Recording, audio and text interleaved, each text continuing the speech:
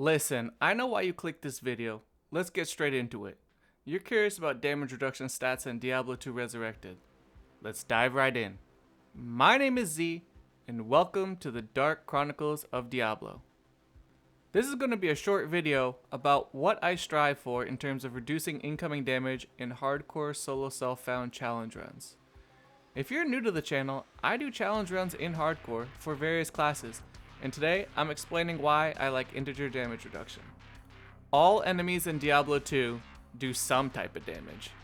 There's 6 damage types: fire, cold, lightning, poison, magic, and physical.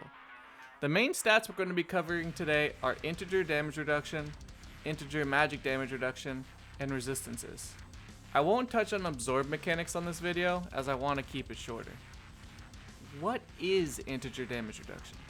Basically, it just means it reduces the damage by a whole number and not a percentage. One of the biggest rules of my hardcore runs is to get as high of resistances as possible, and you'll see why shortly. Resistance to elements can be huge in whether you live or die. The way damage works is it gets reduced by class defensive spells first, then integer damage reduction, and then resists. There are 5 main resistances: lightning, fire, cold, poison, and physical. The cap for the elemental resistances is 75%, but they can be increased via various items or spells such as Guardian Angel here. You can also have a cap of 50% physical damage reduction, which I call physical resistance, which cannot be increased. It can be attained from gear such as String of Ears, Storm Shield, and Shaft Stop as a few examples. If you are a sorceress, druid, or necromancer and have energy shield / bone armor / cyclone armor on, the damage gets nerfed by this mechanic first. So this is your first line of defense. Then the damage gets reduced by integer sources such as a soul rune, a mal rune, or items such as iron pelt. After the class defensive spells and the integer damage reduction come into play, then the resistances kick in. Let's take a few examples to see how these mechanics help you out. Let's say you have 1,000 life in hell and you get hit by a burning soul for 2,500 damage. Let's play out a few scenarios to show you just how powerful these stats are. Scenario 1. The sorceress has 50% energy shield, 75% lightning resist, and 30 integer magic damage reduction. The energy shield would reduce the amount down to 1,250 by cutting it in half.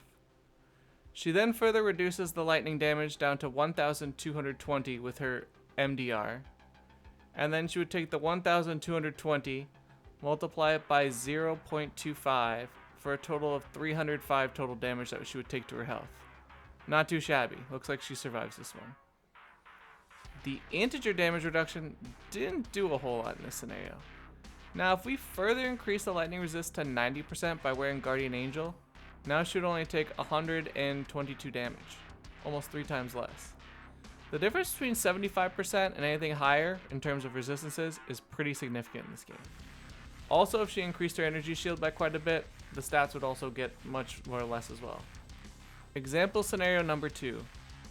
Let's say we have a paladin and he is fighting 10 dolls in nightmare mode.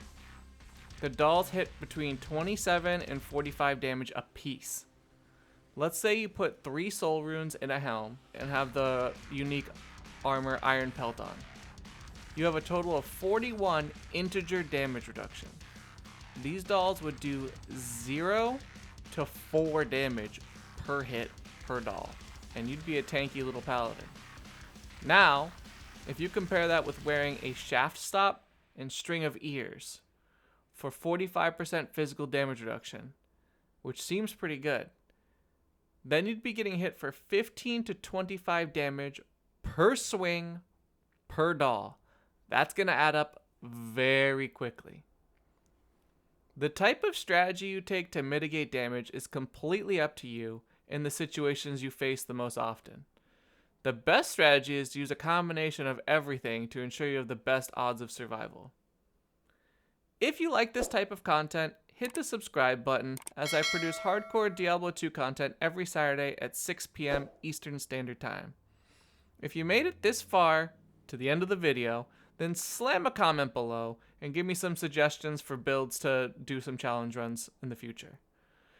You can include the code word railroad in your comment somewhere so I know that you're a beast and watch the whole thing. That's all I have for today. Alright, my dudes. Z is out. Peace!